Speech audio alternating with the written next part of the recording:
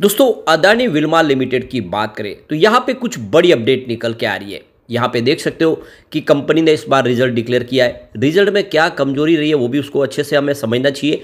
साथ में क्या इस लेवल पे खरीदारी की जा सकती है, यहाँ पे एक बड़ी अपडेट निकल के आ रही है।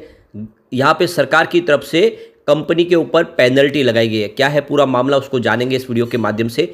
इसके अलावा सेबी ने यहाँ पे कंपनियों को नोटिस जारी किया है। अब ये हिंडनबर्ग के मामले के बाद एक सरकार की तरफ से जो कदम उठाया गया इसका क्या असर होगा इन स्टॉक पे जानने की कोशिश करेंगे। दूसरी तरफ अगर हम अदानी पावर की बात करें तो कंपनी के रिजल्ट के बाद यहाँ पे मैनेजमेंट की तरफ से कुछ बड़े बयान दिए गए हैं। क्या है वो बयान, उसके क्या मायने, उसको समझेंगे। और ये सारी बातें होने के बावजूद भी अदानी ग्रुप यहाँ पे अभी भी निश्चित है और अपने बिजनेस को आगे बढ़ाने के लिए नए प्लान बना रहे हैं। यहाँ पे आने वाले समय विश्व के अलग अलग देशों में अपने कारोबार को किस तरह से आगे बढ़ाएंगे वो यहाँ पे झलक देखने को मिल रही है, उसको जानेंगे इस वीडियो के माध्यम से। लेकिन फ्रेंड उससे पहले अगर आप पहली बार हमारे चैनल पे आए तो चैनल को सब्सक्राइब कर दीजिए, एक बेल आइकॉन दबा दीजिए ताकि जब भी नया वीडियो बने पहला नोटिफिकेशन आपको मिले। वीडियो पसंद आए तो लाइक से जरूर कीजिए। चलो फ्रेंड्स वीडियो स्टार्ट करते हैं। मैं हूँ आपका दोस्त SB दवे और हमारे अपने चैनल ऑनलाइन कमाई में आपका बहुत बहुत स्वागत है। तो सबसे पहले अदानी विल्मार के कारोबार की बात करें तो फ्राइडे को 344 के आसपास स्टॉक आया, 2.12% की गिरावट देखने को मिली। तो देखो कि बाजार में काफ़ी बड़ी गिरावट थी, उसका असर देखने को मिला। लेकिन स्टॉक इस समय काफ़ी ज़्यादा दबाव में दिखाई दे रहा है। आप देख ही सकते हो कि 800 तक चला गया था स्टॉक और उसके बाद में जब हिंडनबर्ग की रिपोर्ट आई उसके बाद में लगातार गिरा और अभी काफ़ी नीचे है। यानी कह सकते हैं ये स्टॉक अभी बहुत ज़्यादा अंडर वैल्यू दिख रहा है। अब रिजल्ट की बात करें, इस बार रिवेन्यू थोड़ा सा कम जरूर हुआ है ईयर ऑन बेसिस पे, लेकिन क्वार्टर ऑन क्वार्टर बेसिस पे तो अच्छी खासी फिर वृद्धि हुई है। मार्च 2023 में इनका 14,186 करोड़ के आसपास रिवेन्यू था। इस बार 13,342 करोड़ का रिवेन्यू कंपनी को मिला है। दिसंबर में ये 12,888 करोड़ के आसपास था। तो भले ही ईयर ऑन बेसिस पे रिवेन्यू गिरा हो लेकिन क्वार्टर ऑन क्वार्टर बेसिस पे रिकवरी शुरू हुई है, ये एक शुभ संकेत है। अब प्रॉफिट की बात करें तो मार्च 2023 में 92.41 करोड़ का प्रॉफिट था। इस बार मार्च में 155 करोड़ का प्रॉफिट हुआ है, लेकिन दिसंबर में 206 करोड़ का प्रॉफिट हुआ था। तो यहाँ पे प्रॉफिट में देख सकते हो कि ईयर ऑन बेसिस पे तो ज़बरदस्त जंप देखने को मिला है, लेकिन क्वार्टर ऑन क्वार्टर बेसिस पे प्रॉफिट थोड़ा सा कम हुआ है। वैसे सितंबर में कंपनी को 130 करोड़ का बड़ा लॉस हुआ था। तो ओवरऑल देखें तो रिजल्ट अच्छा है और इस रिजल्ट के बाद इतनी चिंता की बात नहीं दिखाई दे रही है। वैसे 2019 में जहाँ पे 2111 करोड़ के आसपास था वो 2023 में 8166 करोड़ तक पहुँच गया। ज़बरदस्त बड़ा है नेटवर्थ। अब यहाँ पे जो बड़ी अपडेट निकल के आ रही है, अदानी विल्मा लिमिटेड के ऊपर पेनल्टी लगी है और ये लगी है commissioner of custom department Shillong. तो आप देख सकते हो कि ये जो अपडेट निकल के आ रही है कि कस्टम डिपार्टमेंट की तरफ से इनके ऊपर पेनल्टी लगाई गई है। तो कंपनी की तरफ से एक्सचेंज को जानकारी दी गई कि उनके ऊपर 53,21,107 रुपीज़ की पेनल्टी लगाई गई है। और यहाँ पे देख सकते हो जो 1962 का एक्ट है उसके तहत जो गुड्स इंपोर्ट किए गए उसको लेकर यहाँ पे कुछ उल्लंघन को लेकर ये इनके ऊपर पेनल्टी लगी है। तो यहाँ पे ये ऑर्डर 2 मई को जारी किया गया था और कंपनी को 3 मई को ये ऑर्डर मिला है।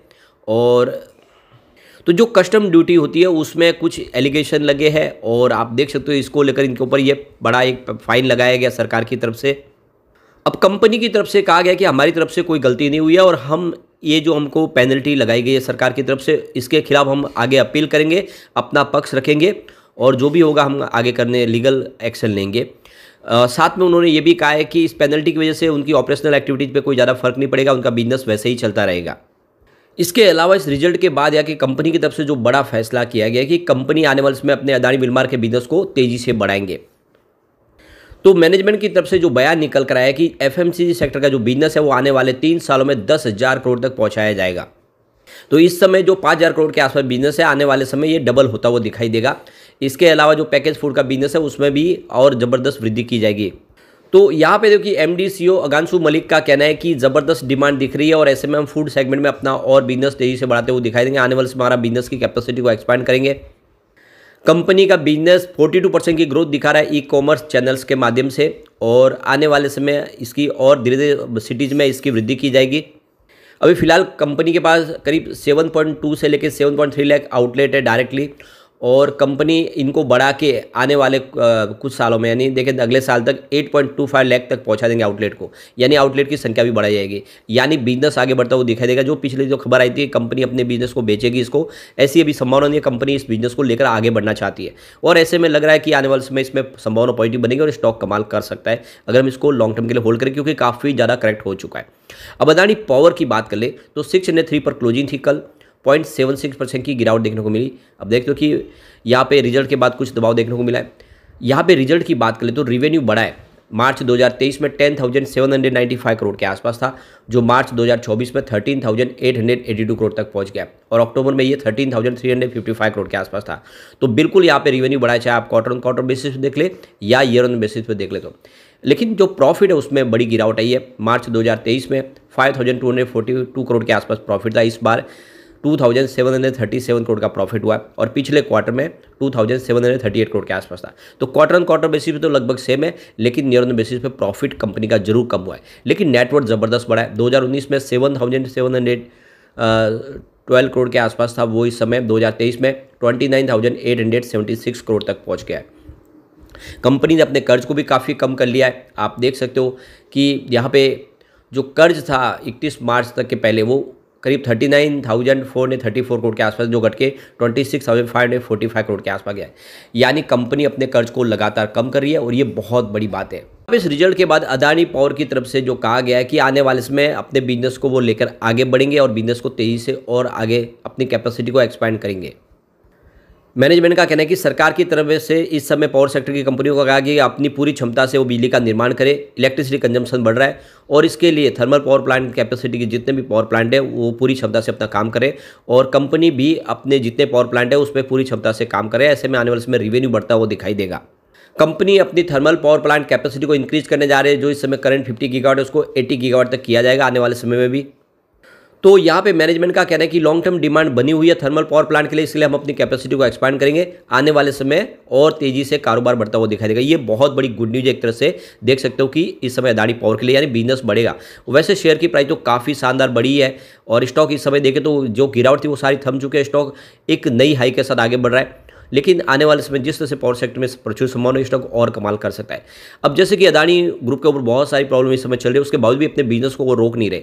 अब एक जो बड़ी गुड न्यूज निकल के आ रही है कि अदानी ग्रुप अब साउथ चाइना सी के अंदर फिलीपींस में एक नया यहाँ पे पोर्ट डेवलप करने की प्लानिंग कर रहे हैं और यहाँ पे देख सकते हो कि लगातार वो पावर सेक्टर में हो या फिर पोर्ट्स हो एयरपोर्ट के लिए बिजनेस को एक्सपांड कर रहे हैं और उनकी रणनीति है कि इस सेक्टर में वो तेज़ी से आगे बढ़ेंगे। तो कुल मिला के प्रॉब्लम में फिलहाल जितने भी बने लेकिन वो आगे बढ़ने को तैयार है। अदानी ग्रुप यहाँ पे रुकने वाला नहीं है। अब यहाँ पे सेबी की तरफ से अदानी ग्रुप की 6 कंपनियों को नोटिस जारी किया गया है। इसमें आप देखो Adani enterprises, Adani ports and special economic zone, Adani energy solution, Adani power, Adani total gas और अदानी विल्मा लिमिटेड को नोटिस जारी किया गया है।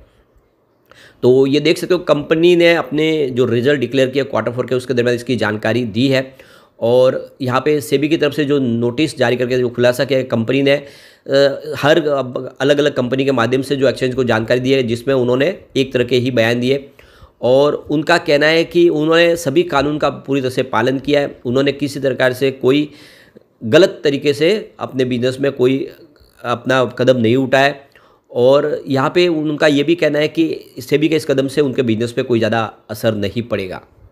तो हिंडनबर्ग की रिपोर्ट के बाद सेबी की तरफ से ये जो नोटिस जारी किया गया, जिसमें आप देख सकते हो कि कंपनी के इंटरनल जो मामले में देखें तो कुछ यहाँ पे जो जानकारी दी गई वो मैच नहीं कर रही है, ऐसा सेबी का कहना है। और लेकिन अब आप देखिए यहाँ पे इन्होंने इस तरह से इनकार किया कि उन्होंने जो भी है पूरी पारदर्शी तरीके से काम किया है, नोटिस का जवाब दिया है।